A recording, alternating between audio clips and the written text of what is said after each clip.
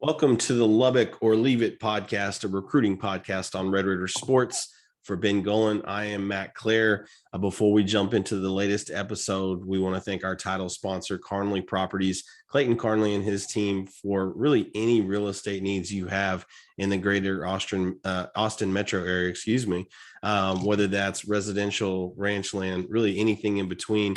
You need somebody like Clayton and his team on your side when you're making a big move like that. So we'll include their info here below the player. And we encourage you to reach out to them. Not only is Clayton a solid Red Raider, but he's a part of the Red Raider sports community and definitely always willing to respond and help. So we appreciate Clayton and his team and give Carnley Properties a holler.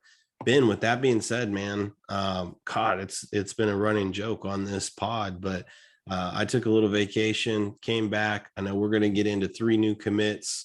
We're going to get into the rolling, fireball of progress and everything that is Joey McGuire as the new Tech head coach. But man, I mean, putting down the Tech beat for a while, just wanted to kind of get your quick thoughts, because as we record on Sunday night, Lincoln Riley is now the head coach at USC. Billy Napier is now the head coach at Florida. You still have an opening at LSU. You have Sonny Dykes announced, what was that, Wednesday, or no, maybe Friday, officially announced to TCU, something that was, reportedly in the works there for a while. I mean, a lot's kind of transpired and obvious, maybe I'm stating the obvious here, Ben. USC, Florida, those are bigger jobs, all that went down. But just the way all this kind of went down with TCU, I just wanted your thoughts, because it just seemed like such a blip on the radar to me in comparison to what had kind of gone down and the momentum behind hiring Joey McGuire and this, that, and the other. And so, I guess the only thing that matters at the end of the day are wins and losses. But, for Dykes, I mean, he's replacing a 20 plus year coach, a legend in Fort Worth. And it just seemed like it came and went without much fanfare. So I don't know. I kind of stated my opinion there, but go for it, man. Yeah, I guess you never want to be the guy who replaces a legend, if those are the expectations. I think Sonny Dykes is a good coach. I thought so whenever, Tech was involved there. Offensively, very good coach. He's shown ability to recruit to SMU and build up the whole Dallas thing. But yeah, I mean, with the Lincoln Riley news today, that was just a shocker, I think. Because we heard a lot about Lincoln Riley, LSU maybe, but then USC just comes in and, they're like, hey, don't forget about us. We're a blue blood, So I'm interested in seeing his contract and, on all that. But I mean, yes, Sonny Dykes, it sounds like he's going to bring over Rashad Samples too, which is a big piece. And we'll see. Are they going to completely flip to being an offensive program now as opposed to what they were? It's a big change. I think how is that just going to be overnight back to success, or are they going to struggle defensively? I don't know. Yeah, certainly a lot to get into, specifically. I just call that one out because just maybe in comparison, it just seemed like a big kind of thud to me from a media and a, impact standpoint. Well, TCU is pulling 10,000 fans to their home games. No one cares about that program. So, I mean, it makes sense. All right.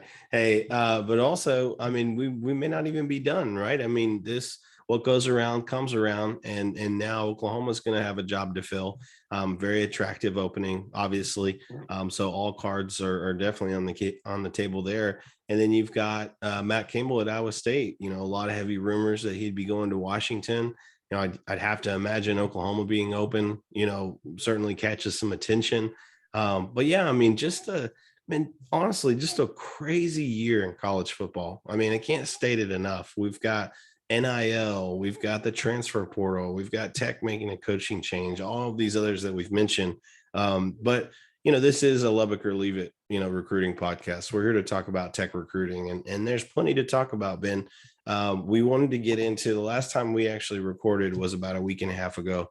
I apologize, took some vacation, but Ben, you've been on the grind, man. You've talked to all these kids.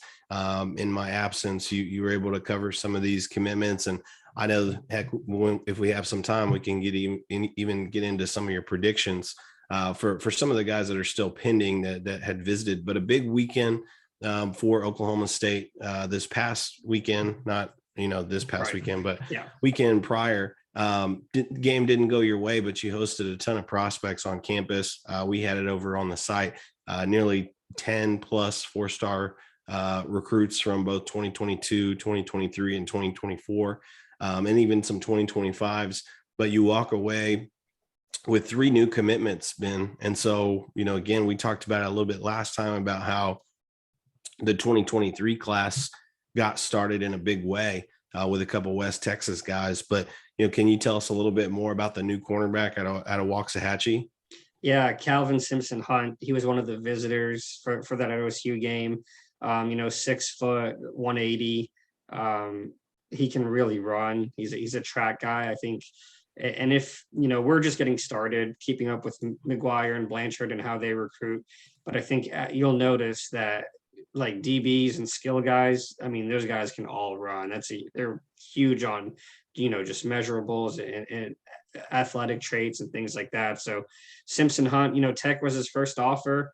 And, I just think that this is something they did a lot at Baylor, where you find a guy, you offer him, and then, somehow the next day he's committed like that. Seems like it's been forever since Tech's really been able to do that. So, it's kind of nice to see. But yeah, I mean, I talked to him. He really trusts, Joey McGuire, and he really liked the school coming in before the offer. I think you'll continue to see him, potentially pick up offers, not now that he's kind of on the radar, but, sounds like a very good athlete who, has everything you want for in a corner. And now it's just, he told me he wanted to work on, different things this offseason, footwork, things like that. So, another good addition to the 2023 class. And he even mentioned on the visit, he met up with AJ Tisdale, who's another corner in his class. And, they kind of got both of them together, and the pitch was, we'll get y'all too, and then, we'll be good. So, they already got one of the two, and then we'll see about Tisdale, who Baylor also actually just offered too. So now he's starting to pick up some offers. Yeah. And I mean, I think ultimately when you talk about guys like that, I mean, this is a perfect example. I mean, we knew the names Tyler Carr, we knew the names Isaiah Crawford, at least from a recruiting standpoint. Yeah. And I think what's so unique about this one is it just follows the blueprint of what Coach McGuire has been trying to say in all of his press conferences, over the past 2+ weeks here, when it comes to what he wants to do with recruiting, and why he brought James Blanchard, and really kind of what they want to be about on the recruiting trail. You're the first to offer. You get in, you've got the relationship with the coaching staff at his high school. You Absolutely. Build a relationship with mom. And again, I mean, to me, it's a little bit of a different feeling, because I've been around recruiting for a while, but, not the past couple of years under Cliff, and not the past 3, almost 3 years with Wells. You never really got these commitments that were early like this, or that you were the first. They were very few and far between. And, part of me, just being the old crudgety recruiting guy, Ben, says, oh man, we're hearing, this is a talented kid. We're hearing he's a standout in track. How do you hold on to these kids? Well, you have somebody like McGuire who's clearly tireless and is just going to put up a fight. And so, for me, it's a couple ways to look at it. I would much, much, much rather, always 1,000% of the time be that first offer, get in first and close the deal. Right. And hopefully you can just trust in your relationships and, what you're building there. But I mean, I don't know, everything I see from the kid looks to be at least a high 3-star, if not a 4-star caliber type of player. Yeah. And new rankings come out this week. So he's going to get his evaluation. We've already, kind of requested that, and he was on the list to get evaluated. So it's not anything that we, really did. But yeah, I agree with you. And this all ties into James Blanchard's, deal, which is see a stud, offer a stud. He's not afraid, to go recruit a kid with 0 offers if what he sees on film lines up with, what he thinks, what he wants in a football player. So, I mean, it's just a change. It just is. You got to have confidence in your evaluations, and this is a great example. Yep.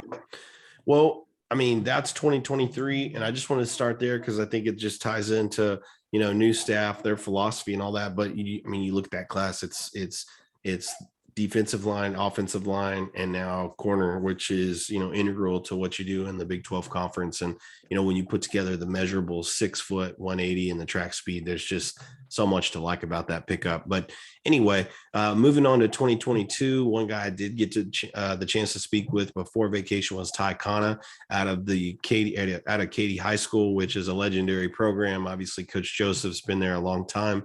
And again, just, even in writing my story, it was all about, hey, well, how I feel about you.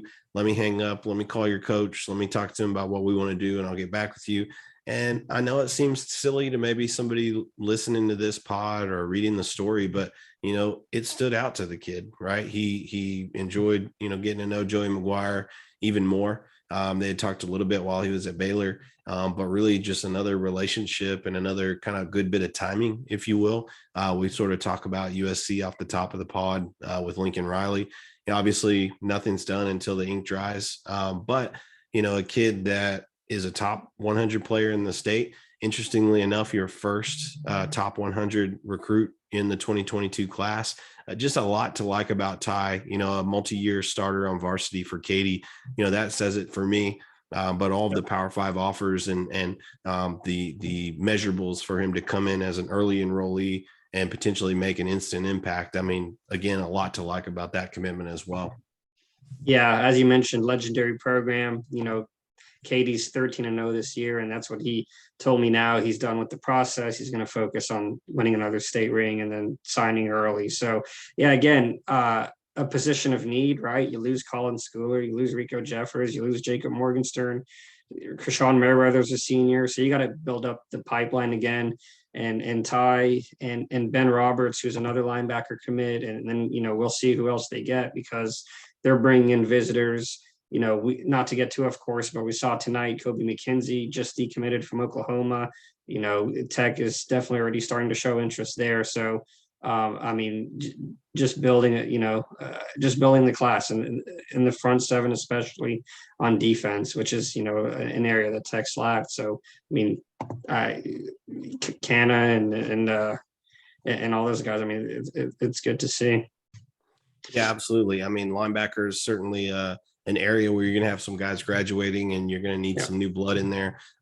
There's even more that we can talk about that we'll get to with other commitments, but I think, you're just seeing the defense, you're seeing the linebacking background, all those things kind of come together for Ty Kana and Texas Tech, but love that pickup. I think, I think if you can hold on to him and sign him and get him onto campus, that's going to be a pretty key piece we look back on here in a couple of years if the defense can get things turned around. Last guy we wanted to talk about in terms of brand new commitments, in terms of Brandon, there's a couple more we're going to talk to on the transfer side, which, as we talked in the pre-show, there's so much going on. We talked in the pre-show, we didn't even talk about Dimitri Moore and Tyler Owens. Yeah. Owens, yeah. So we'll get to both of those. But as we talk linebacker, reminded me of Dimitri. But last guy, Eric Gray out of Amarillo. This is a guy you and I both saw up close and personal at Rivals Camp in Dallas. What was that, March or May of last year? And man, you and I, we get out there just to kind of set the scene for folks. It's very organized. But just as any other camp, anything that involves humans and them actually showing up or being on time, it can get changed. So before we have a roster that's dispersed and we can go through, and Ben and I can highlight certain kids that, we want to talk to, that we know are targets. And then, guys like Eric Gray, okay, he's from Amarillo, we're going to highlight him. Or even maybe Ben came up to me and said, hey, that's Eric Gray, that's Caden Carr, these kids.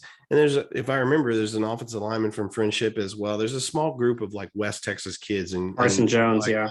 And that's why me and Ben work so well together. We're yin and yang. I'm like, yeah, cool. Let's just go talk to him, and I just drag Ben along. I'm like, hey guys, how's it going? And I tell this story because, this is last May, it's the off season, Matt Wells is the head coach, yada, yada, yada. And Eric Gray, you're not going to walk up and be like, just, I guess imposed by his like sheer size or anything like that. Right. But he was very comfortable, from what I remember, just in his own personality. And I said, hey guys, good to meet you. Matt Claire, been going, we get to talking. Well, hey, we cover Tech, just interested to see kind of what your relationship is like with the Tech coaches, the Tech staff. And Man, Ben, I don't know about like your recollection of that day, but all I remember is basically Eric Gray kind of speaking for the whole group. And basically, before I could even finish the question, being like, we don't hear from them. They don't recruit us. They don't show us love. And me and you were like, awesome. Because our whole goal that day, we didn't care if Eric had said, oh, I talked to Coach Farmer every once in a while. We would have made a story of it, right? We're there for content.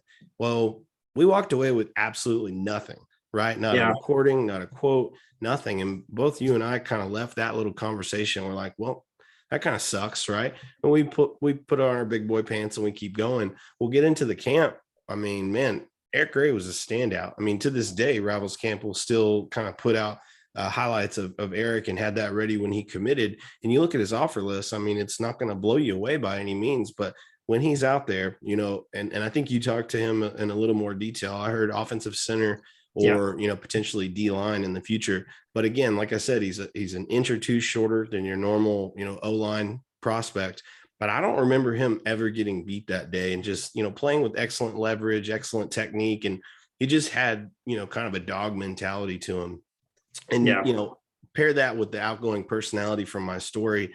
And again, it's just another commit that I like, because I think it's low risk, high reward when you can get a kid from your own backyard who clearly has the talent to have other Power Five offers, and add him into a room with the O line, you know, where you need to shake things up and you need to have some help there on the interior. So I'll shut up about him and maybe get your 2 cents on Gray and his commitment.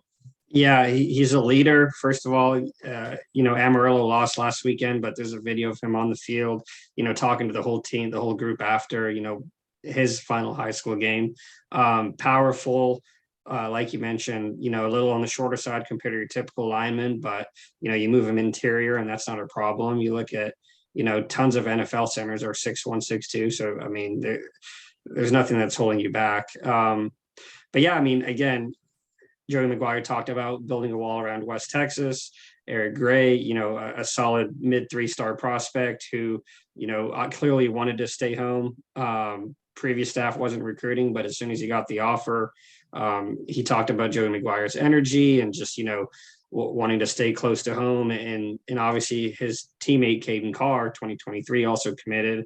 They're very close, so that couldn't have hurt you at all. But yeah, again, you bring him in, a true freshman, probably not going to play, probably going to develop, and then you potentially have, a multi-year starter on the interior. And so, I mean, again, you're just building the class. You had nine commits, right? Whenever Matt Wells left, Now you're up to 14, I think, in the 2022 class, plus a few more 2023. So just building up the depth and the numbers there. And again, nowhere close to being done, I don't believe. Well, and I think, and that's the other thing to kind of consider too, is it's not all about the recruiting rankings per se, but it's about like how much talent can you stack and how much competition can you create. And so that's a very thin line of like, what is he talking about? I know that. But when you say that they're far from done, I mean, the Rivals recruiting rankings take your top 20 commits and average that out and then give you a score. Tech's only at 14. They were at 9. The class was ranked in the 70s. Now they're within the top 50 and they've got guys on the hook. There's, we only have so much time on this podcast, but we could probably go through all the different visitors and guys that they're pretty hopeful on. And I guess we will, but I mean, for me, I don't know. For me, we cover recruiting. Clearly it's important for us, but there's a reason why it's the lifeblood of a college football program. There's a reason why Georgia spends over $2 million a year on recruiting and has waited patiently to get all of this talent in the door, and look where it takes them. I know. Yeah. Okay, Matt, that's an easy example to point to, but it's probably the reason you're going to read about Lincoln Riley being $100 million man tomorrow at USC, and the timing of all this, where he can hit the ground, recruiting and flip commits to USC. I mean, that's what it's all about. And so again, you look at Texas Tech in a bubble, you can have Cliff Kingsbury for 6 years. You can have a guy who's a offensive, X's and O's mastermind. But if you don't pair that with the recruiting prowess, and you don't pair that with the talent acquisition, and it's not even just talent acquisition. Once you get them on campus, it's about development. It's about retaining them. There's so much that goes into that. That's why I say it's a thin line between what is he talking about. is, you continue to get guys like this that not only want to be here, while we're talking about Eric Gray, he wanted to be at Texas Tech. That means something, right? I mean, that's a lot different than just kind of getting a kid and flipping them just because. And so I don't know. I mean, Joey McGuire's been relentless. I mean, that's just three guys that we talked about, two new 2022 commits and a new 2023 commit. Number 48 in the nation for 2022, number 11 in the nation for 2023. That's with an unranked commit, like we talked about, who will be ranked next week, right? Yeah. So momentum on their side, tons of new 2023 offers. Then later in the week, while I was gone too, Ben, you sprinkle a couple little nuggets out there that Tyler Owens, former Rivals 100 recruit from the DFW area, was at Texas, didn't work out. Now he's going to be a Red Raider. And then we, a couple days later, we find out about Dimitri Moore, former Vandy linebacker, spent a year at Missouri State after COVID. But he played for McGuire at Cedar Hill. He's the older brother of Jalen Peoples. Of course, their older brother, Richard, just finished his final season at SMU, was at A&M before that. So just a talented family, right? But they go back, and I think, having leadership and adding talent where it makes sense. I mean, again, all this is sort of following the blueprint that Joey's laid out and in several interviews. But to me, I keep saying that because that's refreshing. You want a coach that's not just about coach speak. You want them to be about what they're telling you, and whether that's in Midland or in Houston or upcoming in Dallas or, on the ticket or wherever, he does even had an interview with Adam Gorney. I mean, I just think it's consistent, and he's coming through on, whatever his kind of principles or plans are when it comes to recruiting. And so, I mean, Tyler Owens, hard for us to sit here and tell you guys that that's some sort of reclamation project that could occur, but sometimes kids just need to change the scenery. I don't think he's slower. I don't think he forgot how to play football. But anytime you go through a coaching change and you get lost in some depth, it can sort of change. These are young men we're talking about, so it can change their psyche and their mentality a little bit. Maybe a change of scenery goes a long way. I mean, Eric Monroe hasn't been all conference or anything like that, but you could have said the same thing about him when he left LSU and came to Texas Tech. So ultimately, you're trying to build some depth there, and it intrigues me. But with Dimitri, I think you're getting a proven commodity. I think you're getting a kid that kind of went through it this past year, but as a freshman, he got a chance to redshirt at Vandy, and he played for Derek Mason, who's now calling that defense at Auburn. And he was just a very productive linebacker for 2 years in the SEC. So I just think, again, another low risk, high reward type of scenario with both of those guys. I know you had a chance to talk. Tyler hasn't talked with us, but I know you had a chance to talk to Dimitri. Anything to add there, Ben? Yeah, no, just a very productive player. He was all SEC as a freshman, over 200 tackles in his almost 3 full years on campus. He didn't quite finish the third season before going into the portal, but again, this is I believe a family thing. Coach McGuire, not only is he going to coach Dimitri in high school, he coached both of his older brothers, will coach his younger brother and now him as well. So, I mean, McGuire knows the holes in this defense, who's leaving. So both of these additions are going to come in and probably factor in, next year, probably pretty significantly, I would assume. And with Owens, I kind of heard that, and we're here in Dallas. He played at Plano East, and so we know some of the trainers in the area, and that's how we kind of found out about that one. And I think it could help you too, because again, this is all about relationship building, and Owens is a big name who a lot of people know in the area. So I do think it's a big pickup, even though he probably hasn't done much so far in his Texas career.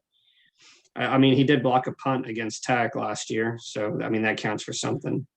Yeah, Well, I mean, again, hard to be. All we've done or covered. Well, I shouldn't say it like that. It sounds stupid, but we've covered a ton of transfers in our day, and I know and I know better than to get on here and be like, "Oh, this kid's going to be special." We don't know that. You mentioned the trainer connection. And I think that's cool. We'll have a chance this offseason to get out there, see him in person, hopefully talk to him, get him to open up a little bit. But again, I mean, these are guys where Joey said he's going to focus on kids from Texas that wanted a new start. Clearly having the relationship with Moore is going to pay some dividends. And, you're going to get a kid that not only is gone and moved away and played in the SEC a little bit, but, someone that's kind of been through trials and tribulations with a, COVID situation and going to play at Missouri State. So anyway, that kind of covers the new commitments, Ben. Before we move on to the open contact period, I know you had a word from another sponsor of ours. Yeah, Home Field Apparel. I'm wearing my nice Texas Tech shirt right here, if you can see it. Right now they're having a Black Friday special, which I know it's Sunday, but it's still going on all the way through Monday, tomorrow, the 29th. So all items are 20% off. I think if you're in need or know someone who wants, some comfortable clothing, some retro, some cool looking designs, homefieldapparel.com. We'll post their info below the player. And I mean, you have one, I have this shirt. It's just, very comfortable. So I would recommend them. And again, all items are 20% off. So now is the time to go look at what they have. And I'm sure you'll find something that you enjoy too. As a 38-year-old man with my own children, I'm not used to creating my own Christmas wish list, but my mother-in-law makes me do it every year. You kind of know what you're getting on Christmas, but at least you're going to like it. And I sent her a link to Home Field Apparel, probably a couple days too early because I didn't utilize the Black Friday deal. But guys, these shirts are super comfortable. I've had them in rotation, for at least 6 to 8 months, through football practices, baseball practices, chilling around the house, running errands. It's one of my favorite shirts.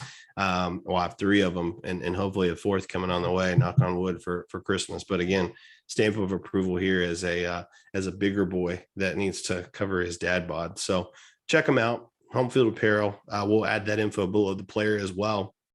But Ben, okay, we've gone round and round. We've talked about a lot of kids. Again, guys, this is the pod. You want to go, speaking of Black Friday, you want to learn more about each prospect we're talking about. You want to watch highlights. You want to get more info, opinion, etc. from me, Ben, the entire staff. RedRaidersports.com, running our own Black Friday sale. You can get a year's worth of coverage for, what was it, $20.21? That's something it. like that. Okay. Yeah. If you guys can't afford that, and you're listening to this pod, shame on you. You need to holler at me. We need to figure out some sort of deal to get you guys on here, because I got to tell you what, I mentioned earlier, I've been doing this for 7, almost 8 years. This is nuts, right? I've seen some recruiting momentum. I've seen some things with a new coach, but McGuire, he is as advertised. Like he said, he's like the sun. He rises every day and he goes. And he even mentioned that in a radio interview that I listened to. He's like the Energizer Bunny. And they always think he's going to run out of energy, but he keeps going. And that's because we've seen just an abundance of offers. We've seen an abundance of activity. And as I mentioned, we wanted to round it out with, we're here at the open contact period, right? And so it's Sunday night. Going into this week, we're going to talk about a few in-homes that happened today on Sunday, some that are, scheduled for later in the week. But before I get into that, Ben, also this week, we're going to hear about staff hires. We're going to hear more rumors and rumblings as we do this. In the background, I'm seeing, things coming out about other coaching staffs that are coming together, and, the bombshell of Lincoln Riley going to USC. All of these things are going to have these ripple effects when it comes to maybe who Tech was targeting, especially with like Napier going to Florida. We had talked about his DC. We had talked about a couple other guys. And then even as we talk about some guys, random jobs come open like La Tech or others. Not that one has anything to do with the other, but it's just all this churn of assistants and recruiting personnel that could become available at a moment's notice. So that's absolutely something to look for, because any new coach that does come through, we'll talk about a few that we've posted on the site here, but these guys are going to hit the ground running when it comes to recruiting. We have from now, which is going to, when you hear this, going to be Monday, November 29th. You've got from now to December 17th to 15th. December 15th, to the early signing period, to not only hold on to the commitments you have, but continue recruiting others and hopefully land them in this early signing period. If not, set yourself up for success going into next January, February. But that being said, Ben, we'll talk about commitments, but the headliners today with the open contact period, we're a couple of West Texas guys. If you want to kind of run us through, again, Red Raider Sports, we're going to update this on a daily basis. And you'll get all that info there, much more than you'll probably get here on a pod, or much timelier, if you will. But Ben, run us through, what the coaches were doing today. Yeah. First day, you have 15 days from today, counting today, and to host and go see prospects before a dead period, before the early signing period, which starts December 15th. But yeah, Coach McGuire, day one, he's out seeing some top prospects. Kyler Jordan, who, everyone knows, Lubbock Cooper. I believe that they met today.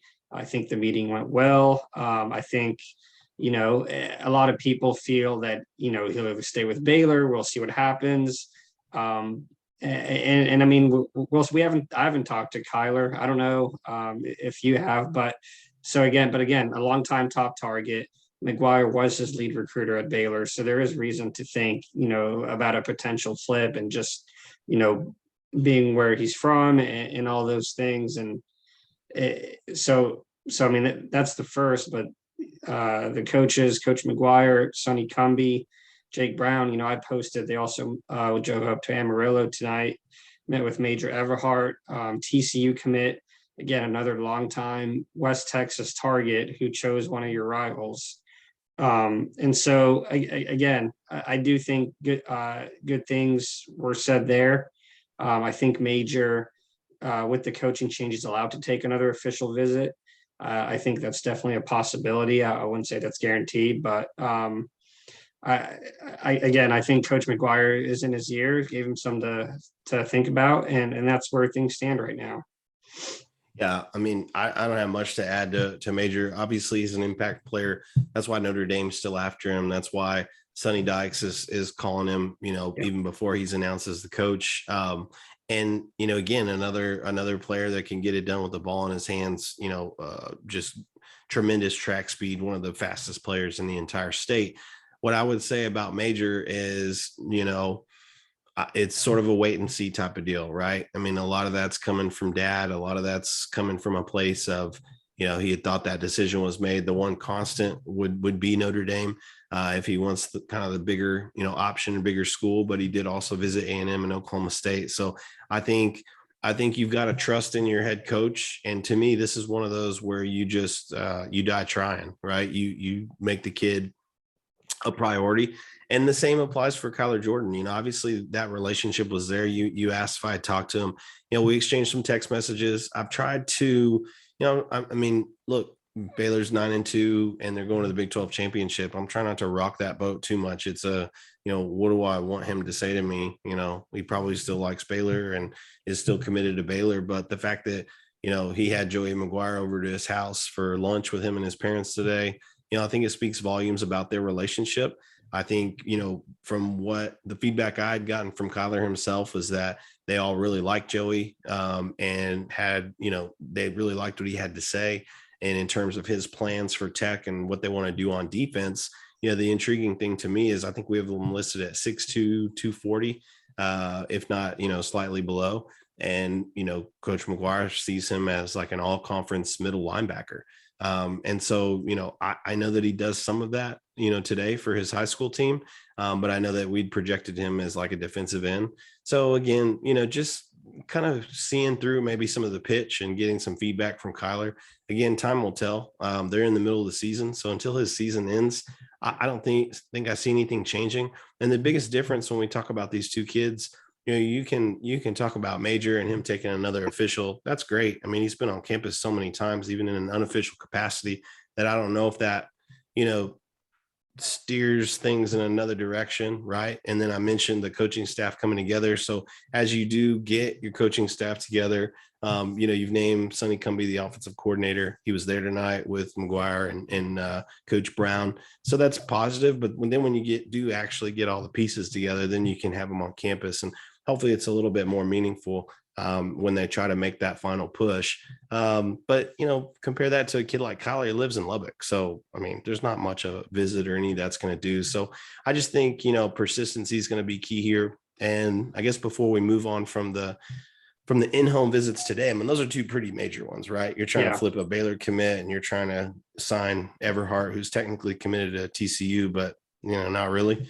But now, we mentioned now the third time Lincoln Riley to USC, in a span of, I don't know, 4 or 5 hours, you've seen Colby McKenzie, the Rivals 250 linebacker and teammate of Kyler Jordan, decommit from Oklahoma.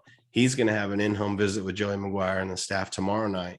And his dad is a poster on Red Rider Sports. Again, Red Rider Sports, sign up. Plenty of good stuff there, right? You see a theme. Anyway, and he's saying that Coach McGuire and them had reached out a couple of weeks ago. And so with all this change and all this, I mean, you can call it fortunate timing, you can do whatever, but Colby himself, a one-time Texas Tech commit, almost 2 years ago, right? Yeah. For a couple months, and then decommitted and committed to OU, and the rest was history, as they say, right? Until 5 hours ago when Lincoln Riley became the head coach at USC. So I don't think that, again, very similar to maybe Kyler and Major, very highly recruited in terms of regional prospects and even nationally. So Tech's not going to be the only one knocking on his door. But man, when you kind of look at where everything's falling right now, Ben, you've got to like their chances of getting in there and kind of pushing. Yeah, I would agree. And again, we tie everything back. I think you get one, could you get the other? But Kyler Jordan, Kobe McKenzie, just because the two, same high school, they consider themselves brothers. I think, one could, persuade the other. We'll see. But again, yeah, you mentioned one-time Tech commit forever ago. I saw him at a Deion Sanders camp in 2019, I think, whenever he was committed. Just crazy how things change now. Deion Sanders is a head coach at Jackson State, and it's crazy how everything changed. But again, this is all, the three prospects we just talked about, all these decisions and things that have to be made here in the next 2 weeks. It's been so, I've only been doing this for 3 years. It's never been this, this much excitement and potential things happening leading up to a signing day. And that's not even counting guys we haven't talked about, like Cade McConnell, who visited last week, and he told me he plans to do the hats on the table and pick a hat. You've been doing this for a while. I don't remember Tech ever being involved in one of those, So again, just a lot of things happening, several other visitors we haven't even talked about that we will. And again, and they're also seeing all the commits this week in Dallas with the new assistant coach that you posted about. We're confirming with all those guys, but that sounds like most of those visits are happening this week. Yeah, absolutely. And we can touch on that. I mean, I think we're going to learn about a lot of different new coaches, if you will. But as we first started out, you and I were catching up on content, and we're like, hey, well, this is a no-brainer. It's an open contact period. We should just get a hold of the commits and see what they're hearing. And so, we've got a handful of commits confirmed on the site, that are going to have an in-home visit with the coaches. But Joey, or excuse me, is it Joey Bookbinder? Am I making that up? I thought I had posted Josh Bookbinder. I'm sorry. So he follows you on Twitter. Shame on you. Man, I know, what a jerk. Well, it is also 10:45 on a Sunday night, so I hope he forgives me. We do have some breaking news. I don't know if you checked the group text. No, what is it? So per report in our group text, it looks like Mark Tomerdahl will be going to TCU and go coach under Sonny Dykes. So there's I forgot. So I was texting my TCU coworker before we started, and he said that, and I kind of shrugged it off. So yeah, well, you guys can have him. We're actually we're hiring the SMU special teams coordinator. So a little bit of give and take there here in the new Big 12. So yeah, Tomerdahl headed to TCU. But then, we've posted on the site, Kenny Perry coming over from SMU, another longtime Texas high school football coach. I think, between Bookbinder going to visit recruits as soon as tomorrow and later in the week, I think you're going to see a handful of other names. And I know McGuire's been pretty consistent in saying, hey, a lot of these guys are playing for conference championships, or, they're waiting for seasons to end and being respectful of that. I think this week and next week is where you see all of that come to fruition from a, complete staff standpoint. But we'll kind of find out, where we go from there. I say for now, let's kind of leave the rest of that on the website, Ben.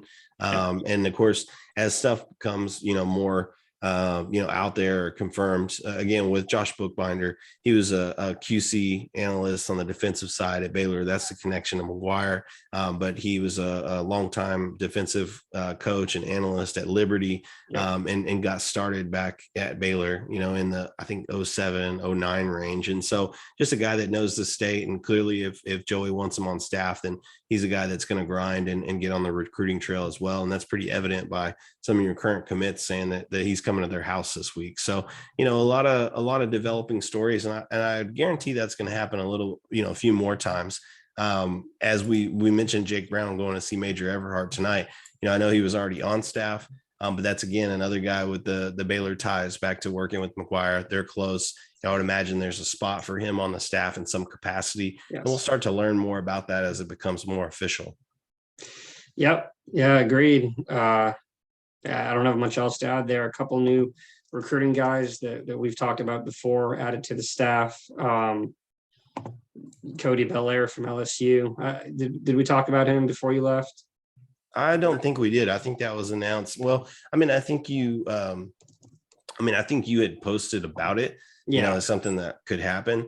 But no, it wasn't official until I was, I read about it while I was on vacation.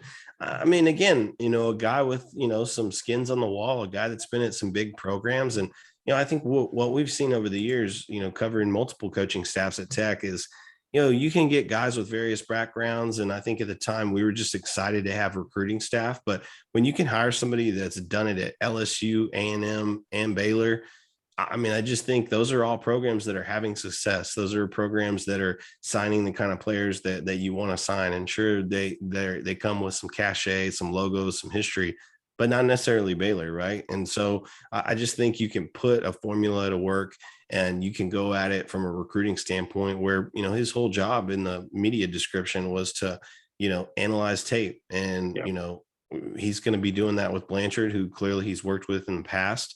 And, he's going to bring all that together with just a fresh kind of set of eyes, and a new opportunity in Lubbock. And I think even in his tweet when he announced it, he wanted to build something. And so, to me, that's encouraging, something for fans to follow.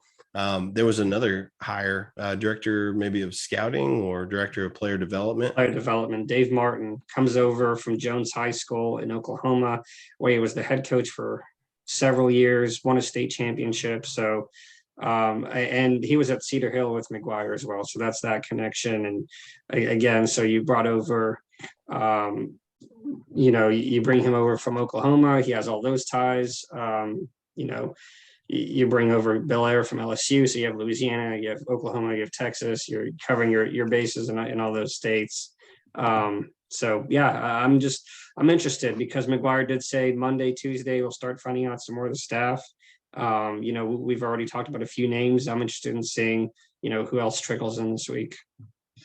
Yeah, no, it'll be a huge week, and I'm glad we were able to fit this in, because with the open contact period, it could be a situation where you mentioned Cade McConnell, you mentioned a couple of these other guys, and you go to an in-home visit and you finish your spaghetti and everybody's having a good time, hey, we're ready for your commitment, Seth or whoever, right? So, I think you'll see a lot more momentum. And, honestly, with the way things are going, it would not surprise me to see a couple of 2023 guys either. Open contact period also means you can stop by DeSoto and say hello to them. It also means you can stop by Katie, fill in the blank, right?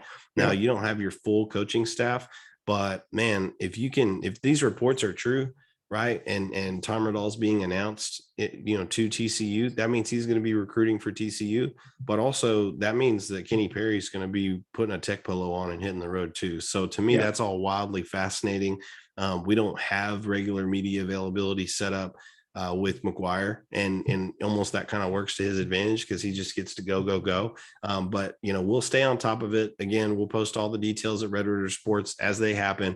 And I think, we mentioned Kenny Perry, we mentioned, Josh Bookbinder. There's going to be another couple of guys that come out here either tomorrow or Tuesday. And then really throughout the week, you'll see more and more updates from the in-homes. But I guess we'll just wrap it there, Ben. I mean, we covered a lot of stuff. We even kind of went around college football, at a big picture earlier. But man, I mean, I don't know about you. All this aside that we talk about in recruiting, hell of a day of college football on Saturday and really all throughout the week. So I don't know. I mean, gonna definitely miss it in the off season, but hopefully also find out about a bowl game. And we'll dive into the specifics of that. But anything else that kind of stood out to you? Anything else we didn't cover? I mean, who do you think wins the Big 12 championship? I mean, Oklahoma State, I think they have been more consistent throughout the whole year. I think they have they're the hottest right now, obviously coming off just an amazing game. I mean, I don't know how much you watched of that Oklahoma game. Caleb Williams cuts up the field and he's running. I thought he was going to go score there. Isn't it crazy? Like if that happens, then Lincoln doesn't go and yada, yada, yada. I mean, we don't know that though. Well, if they're playing in the Big 12 championship, he's not announcing today. He could still go, but like this wouldn't have happened this quickly, I don't think. Yeah, maybe not. I mean, who do you think wins? You're not wrong, right? I mean, it's a fascinating concept, but man, you got to think. I mean, just my opinion with everything that went down, you got to think that this was sort of percolating and going on. He hadn't told them no, clearly, and that was the first job that was open, right? So to me, a loss to Oklahoma State, doesn't spurn that decision. So yes, I thought he could have scored on that play too, but he was also gassed and they were running, a 2-minute. I think if you really dig into the numbers of that game, I think 2 reasons. One, got to know about Jerry Bohannon's hamstring, because is he going to play? I thought the backup, the young man that played against Tech, did a fine job, but that's not going to work against Oklahoma State. He should have thrown 4 picks at least in that game. Yeah. So, again, a lot of room for improvement there. So that's first thing. But the second thing is you really break down the numbers. I mean, if the Oklahoma State running back doesn't fumble the ball into the end zone for a safety, and if the punt's not muffed, I mean, their defense is not giving up those points. You know what I mean? And so realistically, for them to only give up 23 points to Oklahoma's offense was, I think, plenty enough to win the game, obviously. And I just think that, what we've seen for the most part, obviously Bohannon's a talented guy, but his strengths have been in the balance of his ability to run and create plays with his legs. When you're coming off a hamstring, that's just simply not an injury that's going to rest, over a week and just be better. So I think Baylor will come out and give them their best punch.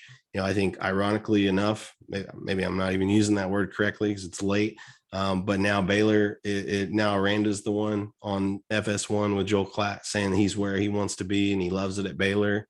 I mean, crazy banana land, because, we just heard the same thing from Lincoln Riley. I have I think you remember Caden Sarecki from the Dallas O-line camps. He's a longtime Baylor commit, and one of my coworkers works with his dad. And, he said that Aranda was FaceTiming all the moms this week and saying he's staying at Baylor.